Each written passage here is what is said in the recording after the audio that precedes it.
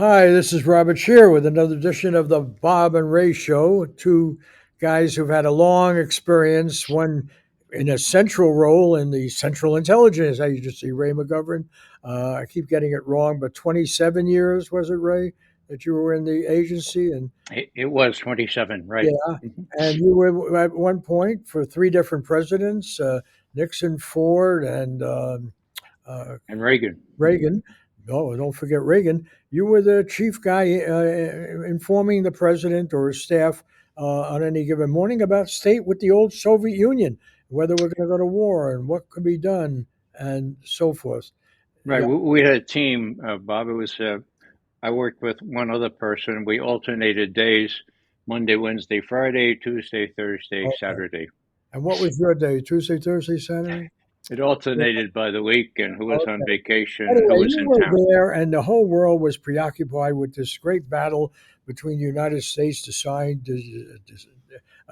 stipulated as the center of a kind of freedom, capitalism, democracy, and the Soviet Union, the center of its totalitarianism, communism, and so forth. And amazingly enough, and that was one reason to develop nuclear weapons and get them before the Soviets got them. And of course, the United States, we're on the anniversary now, 80 years later, of one the greatest mass killing, genocide that we have in terms of the use of official government weapons, in this case, two, Fat Man and Little Boy. And there it happened, all in a matter of hours. Of course, the deaths continued after. And at the time, the justification was you had these irreconcilable systems of communism and free democracy or capitalism that could not be merged. Well, they actually got along much better year after year. And we had arms control, we had reasonable rules of the road, so to speak. Now, Russia is no longer communist, it's embraced capitalism. And the United States has no trouble getting along, or very little trouble getting along, with communist Vietnam, which was the whole reason for the Vietnam War. Well, we just get a good trade agreement with them, so who cares whether they're communists or not? And we actually do a lot of business and probably will have pretty good trade agreements with China when all this dust settles.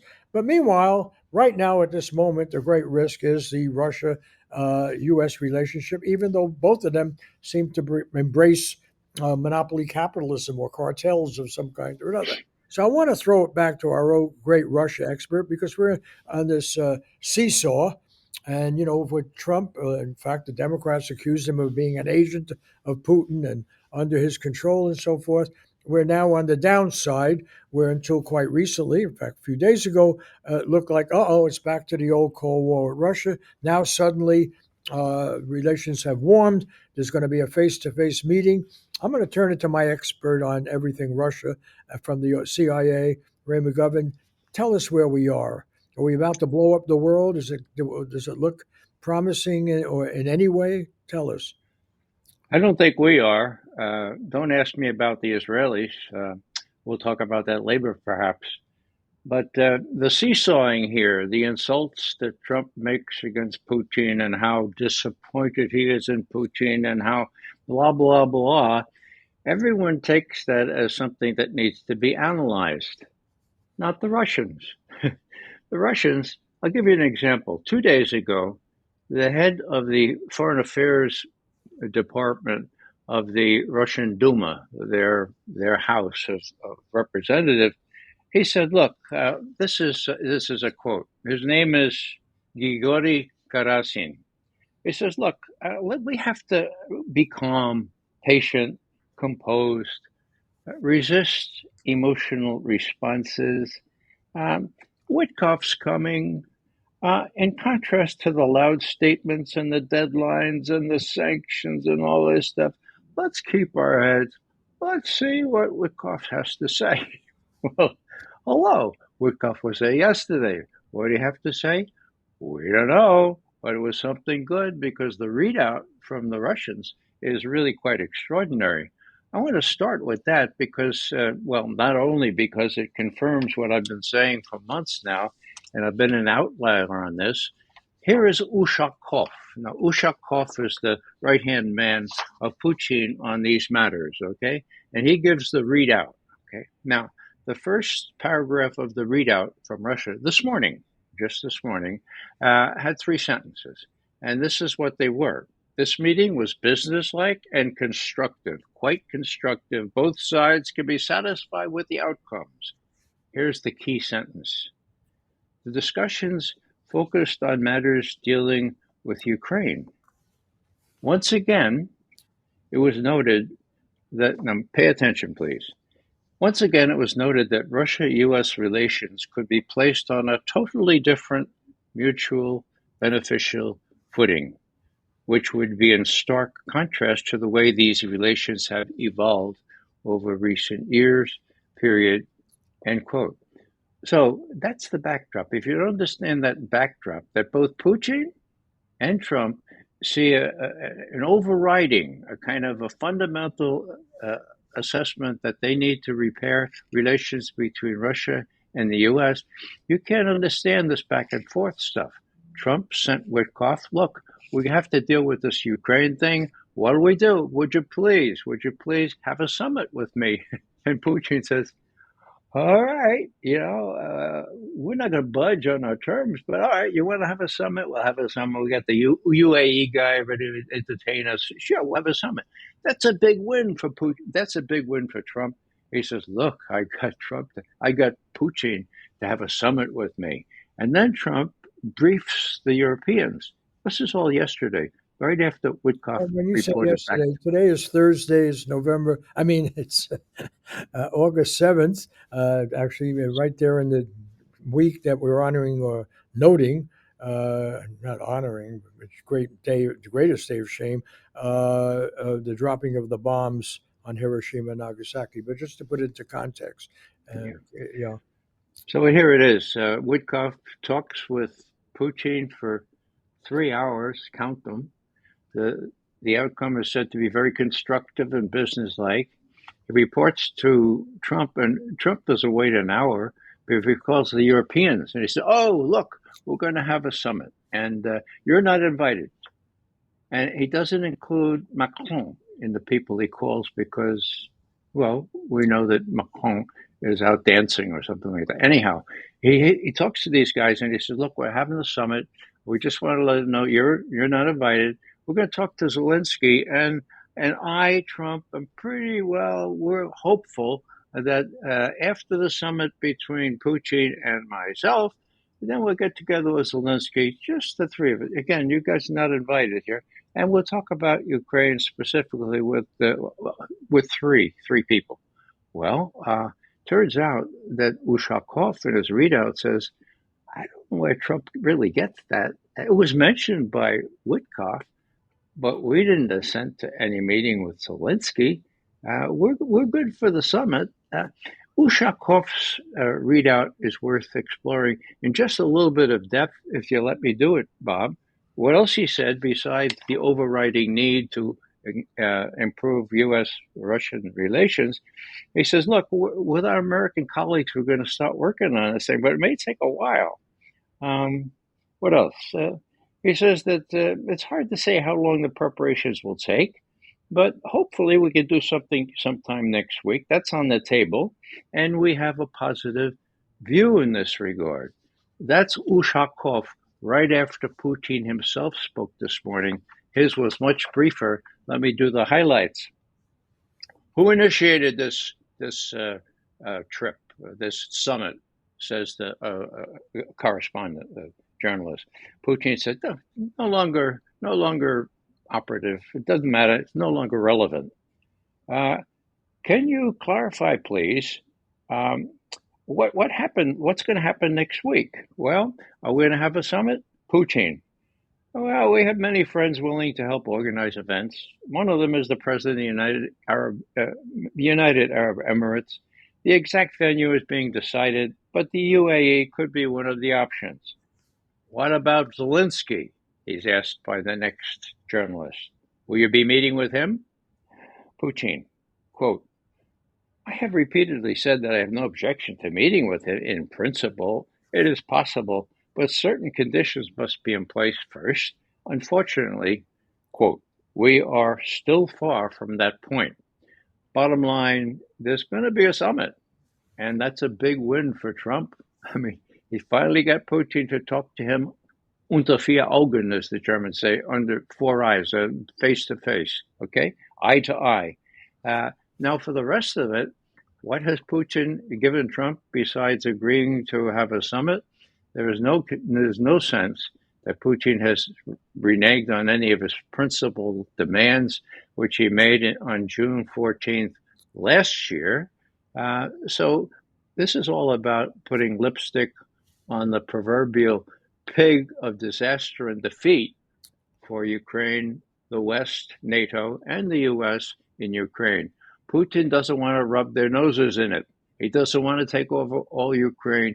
He wants a negotiated settlement which will take into account his core interests and create some sort of cordon sanitaire, some sort of what they call it, buffer zone, so that the Russians can finally feel that number one, Ukraine is not a NATO, and number two, they have a reasonable expectation that weapons of a certain range will not be able to hit Russia anymore.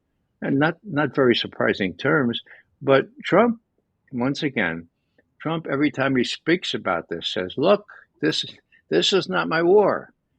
Putin yesterday says, "Это война Bidena."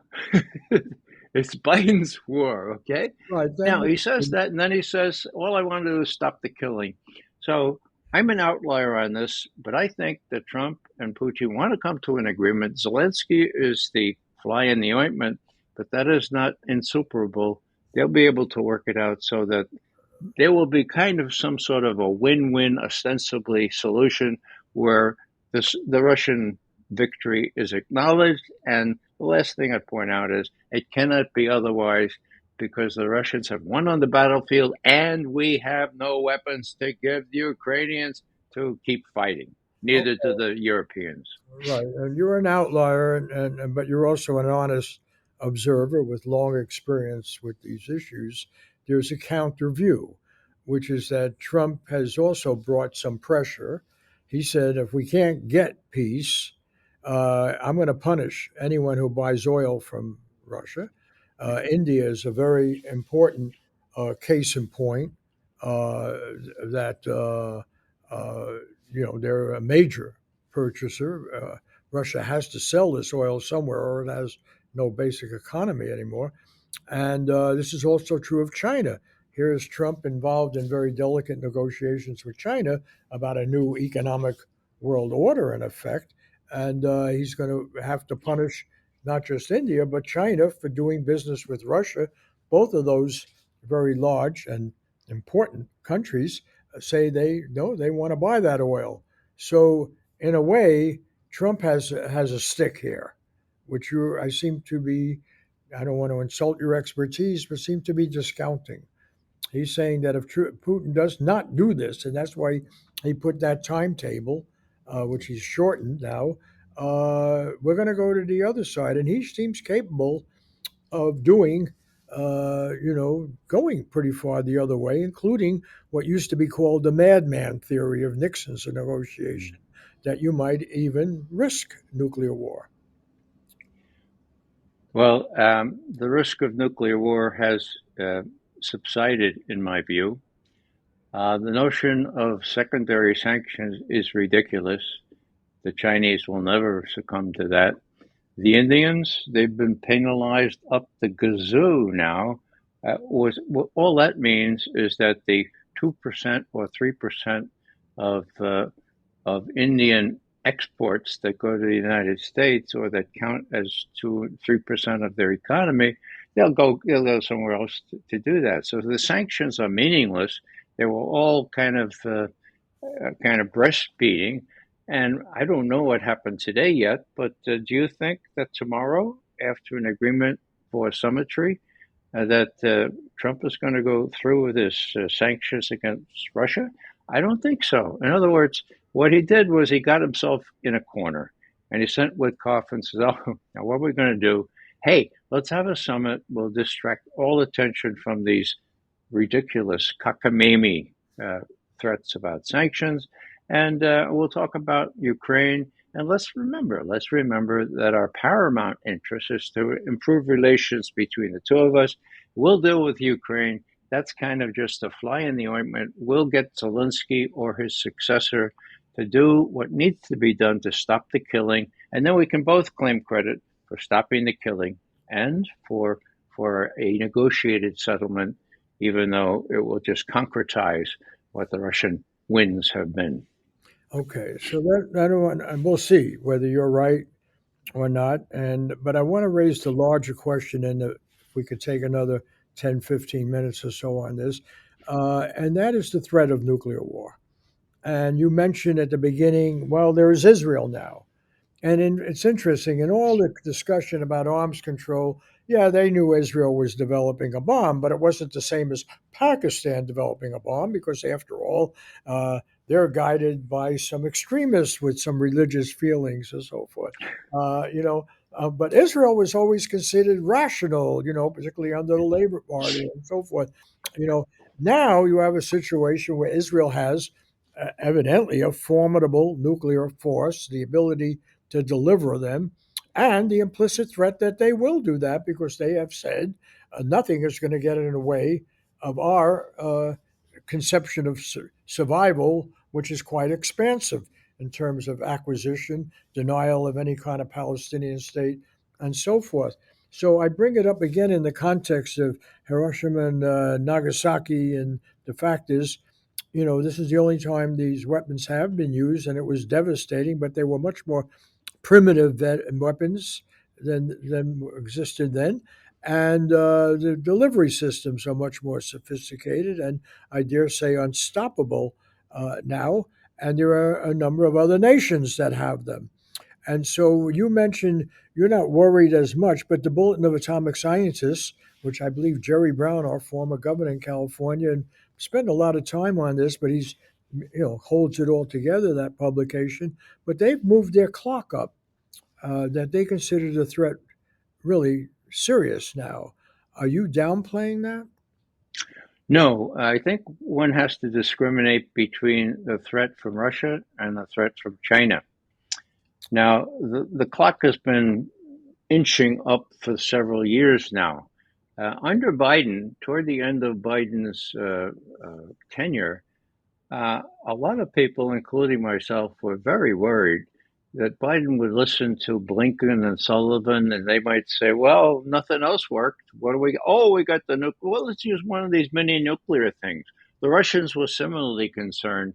So, if the clock went up, then that was appropriate. But then Biden left. So, what are we left with now? You mentioned Israel. That's the main problem, in my view. Let me tell you why. Israel has all these nuclear weapons. Israel is ruled by a guy who is doing genocide against a whole tribe of people.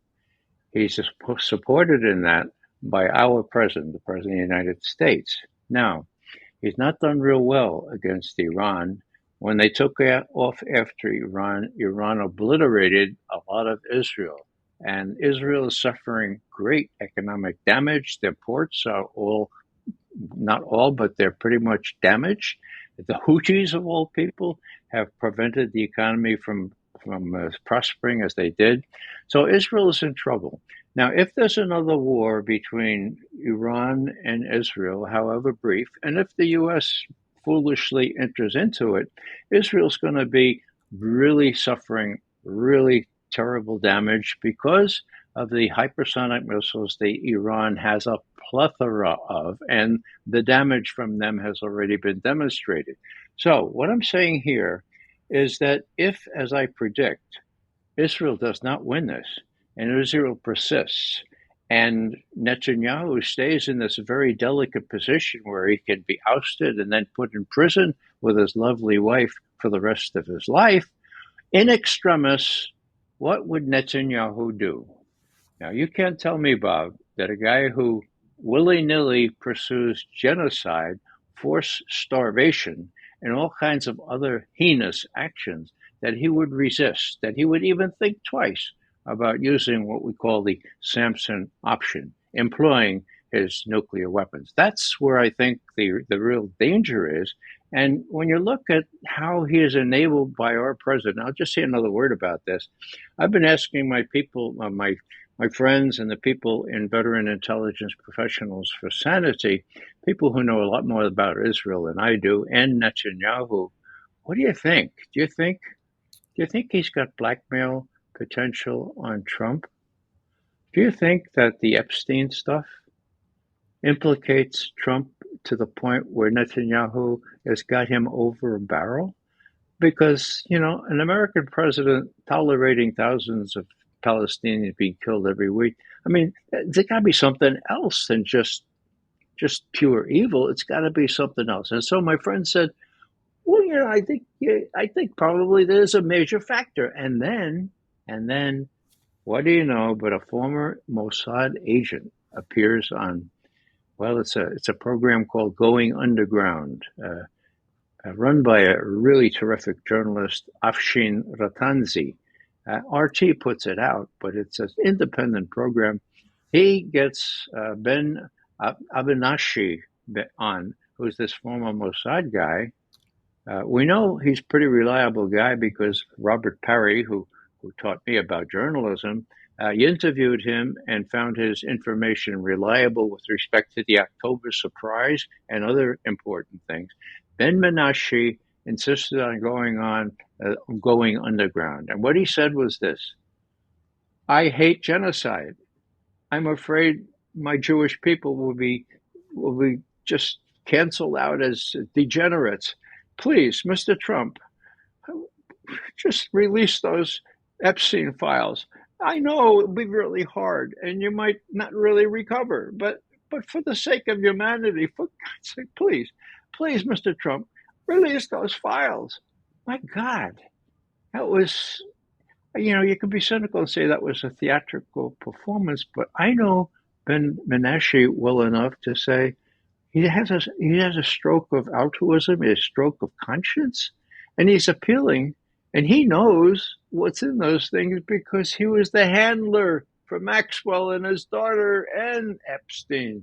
So he knows what's in those things. And what he's saying sotto voce, but very clearly, is look, Mr. President, we know that if all those things were released, they would have a really bad effect on you. But for God's sake, then you'll be out from under this being over a barrel here. You'd be out from under the blackmail. And maybe then you would feel free to say to Netanyahu, enough. We don't like genocide. Even most of Americans now who have iPhones or have seen the photos, they don't like it either. Enough. Just pay the price, Mr. President, says Ben Menashe. So all that happened last week. You can look at it. It's on YouTube and see what you think.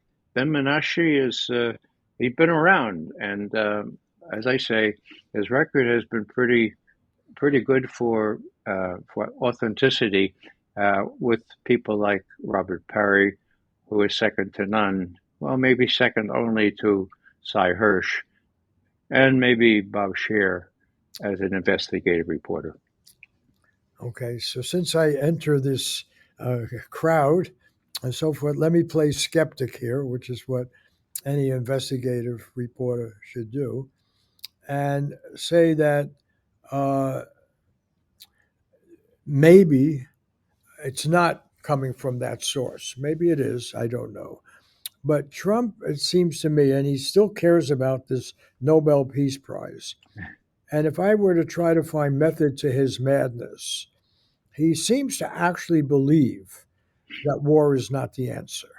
That doesn't mean he has empathy for the people who are suffering with the bombs that he's made available.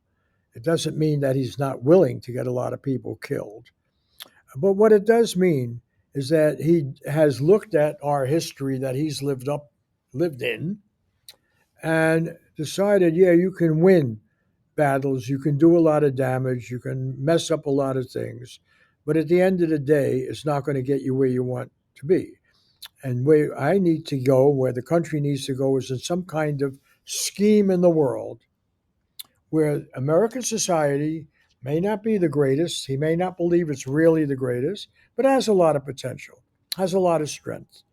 And if there's methods to Trump's madness, okay, It's that he thinks a deal can really be made. And what we're seeing is the rest of the world is saying, no, there are certain really big no nos, right?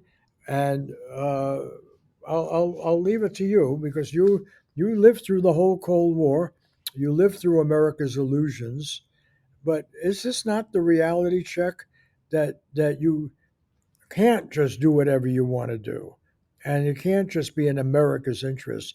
And in an odd way, let me leave with a kind of a big thought for the last 4 minutes. In an odd way, Trump accepts a multipolar world in a way that Biden didn't and the Democratic leadership didn't. He knows that you have to care what they're thinking in Saudi Arabia, what they're thinking in China, what they're thinking in Brazil, even though he's being so harsh on Brazil now. And he's, in an odd way, this doesn't mean he's ethical or moral or decent or kind or anything, but in an odd way, he's what that realist school of politics was supposed to be all about, right? And in Nixon's case, it kind of paid off. Late, a lot of people got killed by his policies, but still, he did a pivot. Do you see that happening with Trump? No, I think we have to discriminate, Bob, between Ukraine and the Middle East, and God help us, China. There may be a modicum of lust after a Nobel Peace Prize having to do with Trump's behavior on Ukraine. Okay, there, a negotiated settlement putting lipstick on this pig of defeat for NATO is possible because Putin doesn't want to take over all of Ukraine, for God's sake. He doesn't want another Vietnam for him, okay? So there's a negotiated thing possible. There may be a modicum of lust for a Nobel Peace Prize. You could share it with Putin. My God, what would that be? Anyhow, on that, yeah, but on the Middle East, I think he's over a barrel. And as I said to my colleagues, I say, I think it's more than just the Israel lobby. It's just more than the usual Israel hold on our policies. It's got to be more because this is so heinous. Forced starvation, genocide. What else could it be? And then it struck me, well, I think I think that Epstein files show that Trump was just as much involved in this stuff with these underage women as the others. And what do you think? And they said, yes, we think so. And now we have Ben Menashe in a very kind of subtle way saying, not so subtle actually, saying, look, just confess, let the stuff be, and then they don't have any blackmail against you. So again, I think the things in the Middle East much more tentative and much more dangerous. Iran is not going to stand for what Israel might want to dish out at it again, and whether Trump will let himself be mousetrapped into joining the fray, for God's sake. After all, the U.S. attacked Iran too, didn't they? Okay, whether that happens again, whether or not it happens again, Iran has the willingness and the ability to defend itself. The more so since the Russians and the Chinese are really in support of Iran, and they're going to not let Iran falter. So, yeah, on the Ukrainian front, I draw a big distinction. There is a wish by I'll say it again, Trump and Putin to improve relations. Now, one little other thing in that relates. The head of the Senate, the Russian Senate, the upper house, her name is Valentina. I forget the last name. But 4 days ago, she made an announcement at the end of the Senate session that says, gentlemen, since now the United States government has released definitive documentary proof that Russiagate was all made up, that you threw out 35 Russian diplomats, confiscated Russian property, closed our consulate in San Francisco, and was all made up, and it was all a bunch of lies. Well, now you might want to think. Now you might want to think of doing recompense, maybe making up for the past thing. What are you going to do to right those wrongs? Okay. Well, I could see, probably not Putin, but I could see Witkoff coming in to see Putin yesterday. I say probably not Trump, but Witkoff goes into Putin, and Putin says, "So you now realize, and your government, and you're the government, right? You recognize the representing the government. My God! So you say that all this stuff was made up and it was false, and you did all these things to Russia, and you couldn't. You got out of the MBF, you got out of the INF treaty, and all kinds of stuff. So when are you going to own up and say, okay, that was all a big mistake? Doesn't that give you some leeway, some leverage to act more sensibly toward us now? I think that's a factor here. I mean, it's fact, and this is the big deal on national security matters. I have never seen a director of national intelligence or a director of central intelligence throw down the gauntlet to the deep state, the media, and the Dems. They have all the evidence on them. The odds are against Tulsi Gabbard succeeding in what she and Kash Patel and the others want to do, but they're doing it. That surprises the hell out of me, and that's where we have to watch how Trump, whether he supports them fully or not, or whether he backs off like he usually does. But never have I seen this kind of challenge to the deep state. The gauntlet, yeah, they threw down the gauntlet. Now there's a gauntlet that Tulsi has to run, okay, between the corrupted mainstream media, the Dems, and on the other side, the deep state, the head of the FBI, the head of the CIA, the head of national intelligence, all of whom are demonstrably guilty of Russiagate and lying before Congress.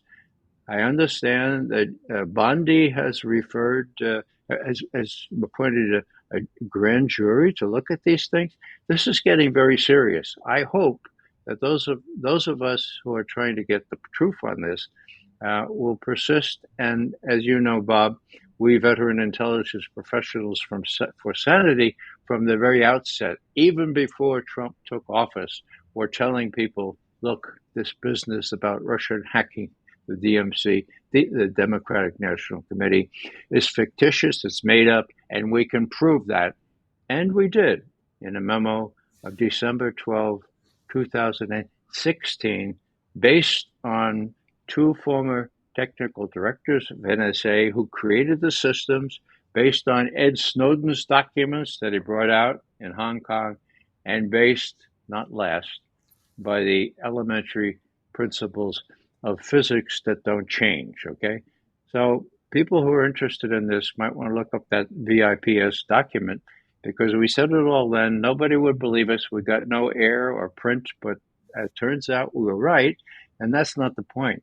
The point is that finally now there's documentation showing that we were right, and there are new people in these positions that amazingly seem willing to throw John Brennan, former head of the CIA, James Comey, former head of the FBI, James Clapper, former director of national intelligence, who, by the way, you recall, said that the Russians, oh, we know about the Russians. The Russians are almost genetically inclined to do evil things, to blah, blah, blah, blah.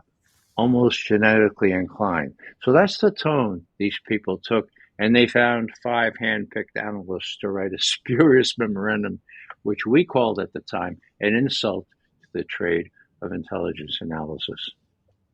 So let me wrap this up then. There's an old saying, don't attribute to conspiracy what can be explained by, I guess, ordinary stupidity, but also by greed. Uh, what's happened, this heightened tension in the world with China, with everyone, is convenient to the military industrial complex, which always gets forgotten in these discussions. It's also convenient to the high tech industry, which is embraced, despite all of their liberal pretensions. And, they like trade, they didn't like war. They're up to their eyeballs in the war machine now, whether it's Elon Musk or, Apple or Google, they're all right in there. So what you're describing basically is a situation of madness, and I'm going to close by bringing up Hiroshima and Nagasaki.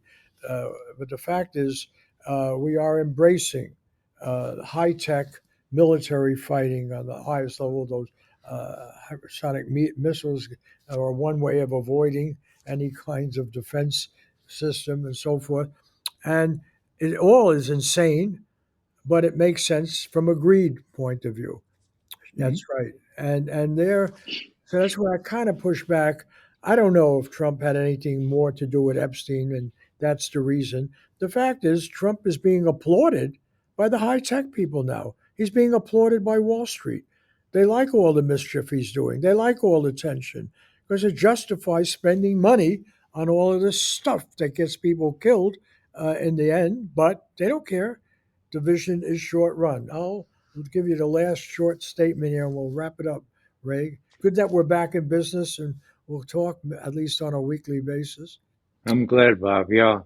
Well, let me just adduce my favorite acronym, which is now in dictionaries, okay? Mickey Matt. Okay, it rhymes sort of like Mickey Mouse, so you can remember it. Got a pencil? It's on the final exam. Okay?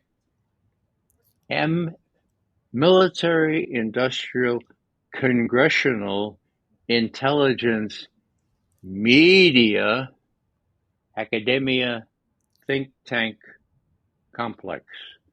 Eisenhower, of course, military industrial complex. Now we have it grown with its tentacles way out to include media. That's why I say media the way I do.